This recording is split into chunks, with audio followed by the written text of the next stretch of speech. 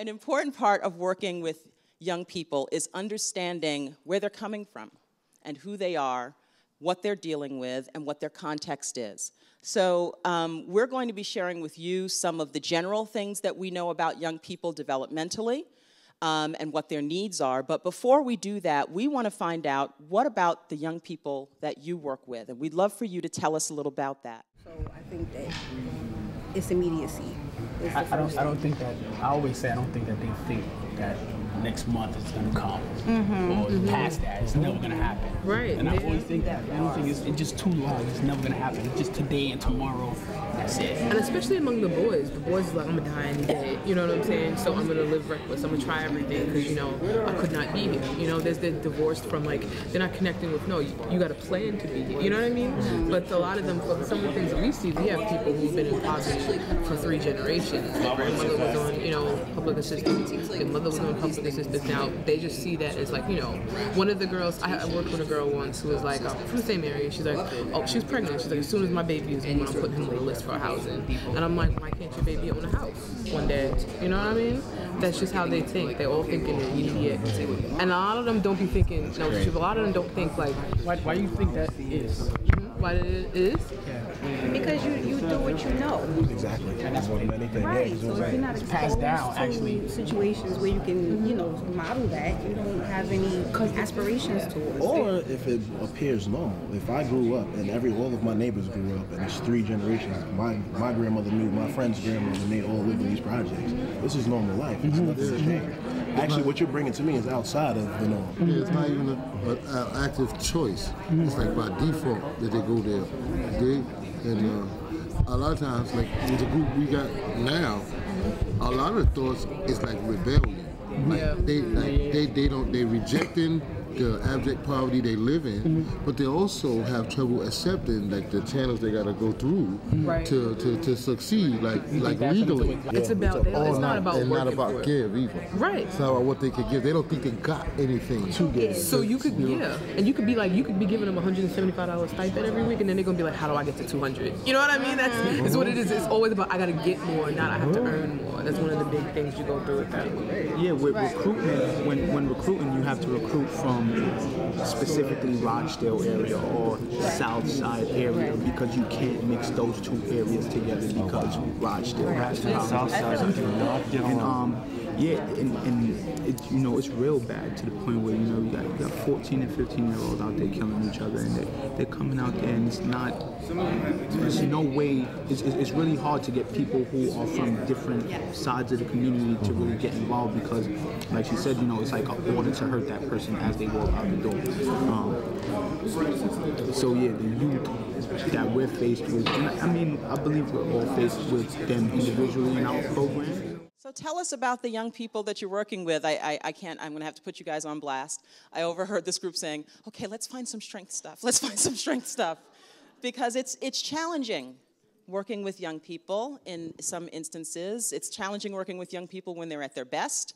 It's challenging working with young people when they're coming out of difficulty. So we just want to put some of that into context and figure out what's normal and to be expected and what are some of the things we can do and strategize together about how to work more effectively with young people. So I'm actually going to start in the back.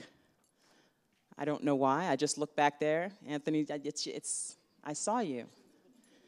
So tell us what you guys talked about, just a couple of things.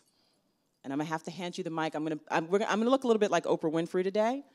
So what do you say, caller? What happened? All right, how y'all doing? We spoke about, you know, how it's important to be supportive of our youth and the things that they go through outside the program, you know, and how much that's a challenge for each and every last one of us, because when you go through the day-to-day basis with them, we have to have some compassion, whether you've gone through what they've been through or not. And, you know, it's important for staff to be on the same page, to be able to support each individual and whatever struggles that they're going through. Were there, for the group, were there kind of characteristics of things that you notice about young people that are pretty common? Impulsive. They can be impulsive. All righty. And that certainly requires some patience. Let's hear from some others. Let's try this table over here. Couple of things, couple of words or sentences about your young people.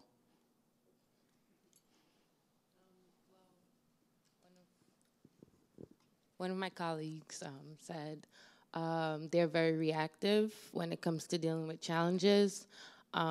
They are very instinctive, and they tend to act more emotional and use that as the way of dealing with their challenges. Also, we spoke about how they think. They are very needy, especially at our program. We try to embrace that, but at the same time, it makes it a little bit difficult dealing with setting that boundary between staff and where we can help. And also about the age difference, sometimes they react differently to older staff than younger staff. If they think that they're closer in age range with you, their perception has a lot to do with how they treat you as staff. All righty. Thank you, thank you. Let's get a couple of more other things that people spoke about. Now, I do have to tell you, I've just been informed that for filming purposes, if you hold this microphone, you have to stand up. So I hope that doesn't stop you from speaking now. Okay.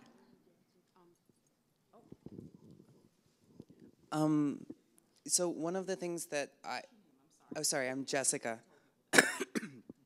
One of the things that I think is relevant is that you're talking about groups of people who have developed these coping mechanisms and sort of life skills based on these situations where they're disenfranchised. You've got a lot of really sort of dysfunctional systems in place, and the world as a whole doesn't seem that interested in their success. So of course, you see some inability to deal with delayed gratification because you can't trust that they're actually going to be there, and things like that. Okay. Yeah. Fantastic. Thank you, Jessica. There's a couple of people. We'll take two more. I'll get you. And who is at this table? Mr. Trouble. Now you got to stand up. He's not shy. Tell us your name. My name is Wesley Thompson.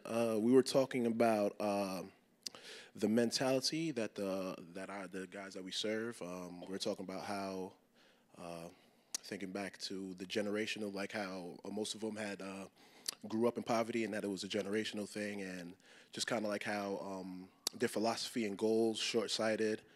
We talked about how they address money. We talked about, I think we were talking about the group dynamic and how if you have, within the group you have the leaders and how they influence the other corps members and things like that. That's pretty much. Thank you. And there was one in the front. Yes. Tell us your name. I'm Andrew McKee from the Bronx Justice Corps. One of the challenges that we deal with our young people is like the mindset that they have as getting things fast, the instant gratification. And because of some of the lifestyles that they've experienced, they want things now. So it's just hard to deal with sometimes. It's a challenge. Okay, thank you for sharing a few of the things that you've observed in your experience.